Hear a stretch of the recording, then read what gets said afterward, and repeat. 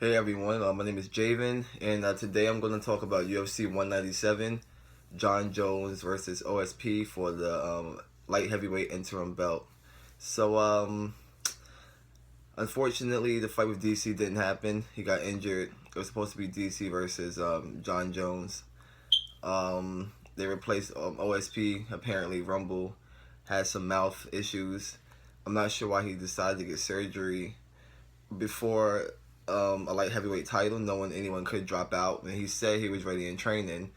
Um, Decided to have some dental work or something like that. But point is, they had no choice but to go with OSP.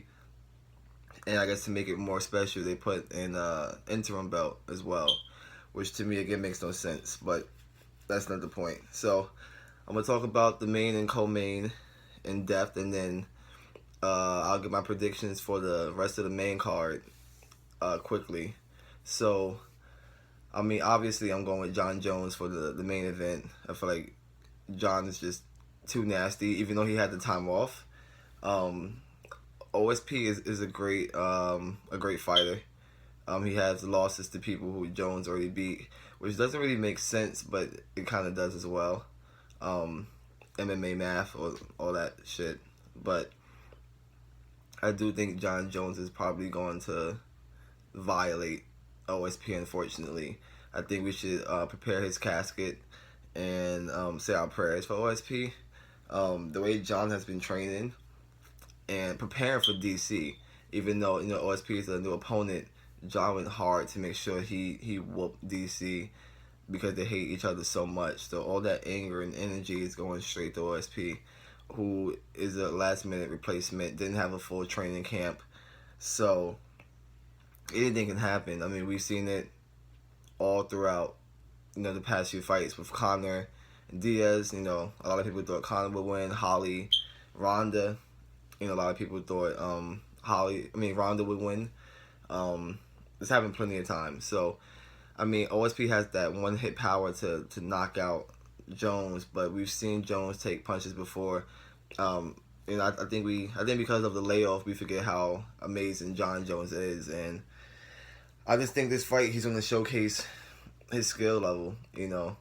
I'm personally excited to see what all this strength and conditioning he's been doing. Getting heavier, lifting heavier, I should say, putting on more muscle. I'm excited to see how it's going to change up his game plan if it does. Change up his fighting style, and a lot of opponents in the past have said being in the cage with him, he feels super strong. So I could only imagine how strong he's going to be now with the type of training he's been doing. If you've been following him on his Instagram, this man has been playing no games in the gym. So I'm excited for this fight next week. So yeah, my prediction, it will be Jones, of course. I will be surprised if OSP wins though. Even though, like I said, he has that one hit power, I just think John Jones is a whole nother animal. Then for the co-main event, we have Demetrius Johnson versus Henry Cejudo for the flyweight belt. I don't see Cejudo having a chance in this fight as well. He has great credentials, being a gold medalist in wrestling, but Demetrius is kind of like a John Jones in my opinion. They're neck and neck for pound, but I think Demetrius is just on a whole nother level. He's faced everything: hard hitters, wrestlers, strikers, well-rounded guys, and he's just so well-rounded.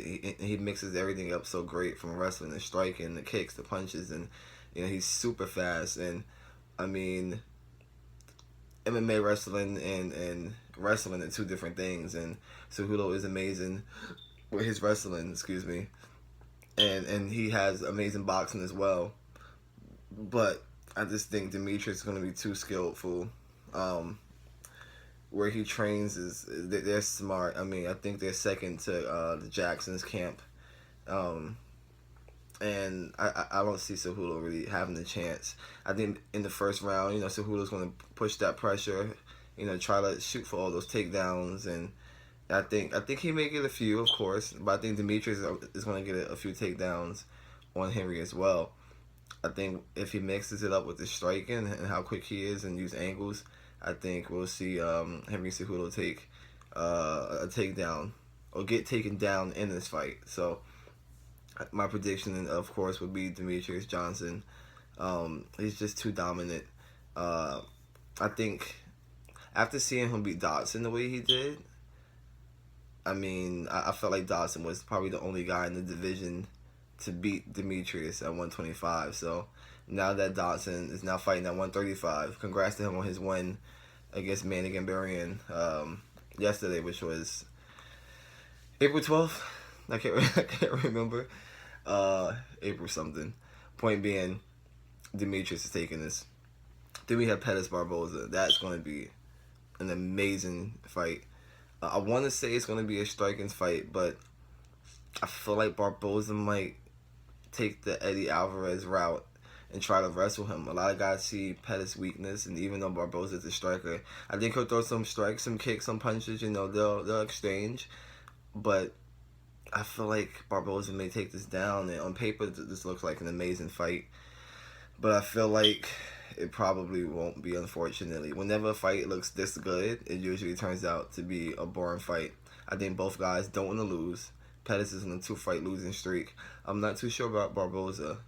But point being, either guy doesn't want to lose. So they'll throw their stuff, but I don't think it's going to be as action-packed as it looks on paper.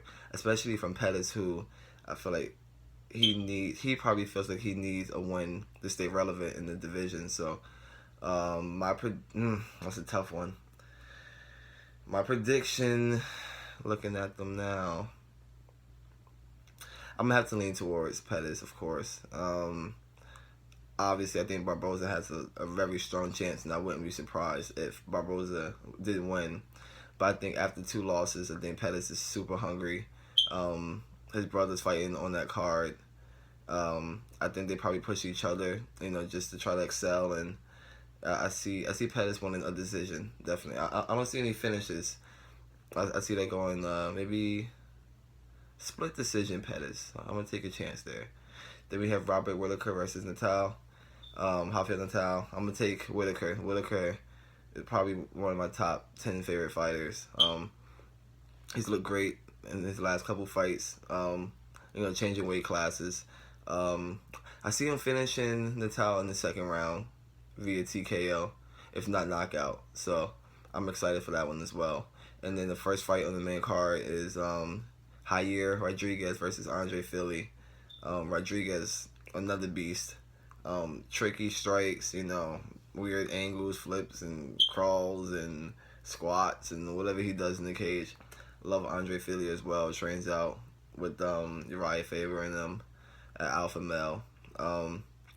Another tricky one, but I'm going to probably give it to Rodriguez. I just think his last fight, he looked so good. He mixed everything up so well, you know.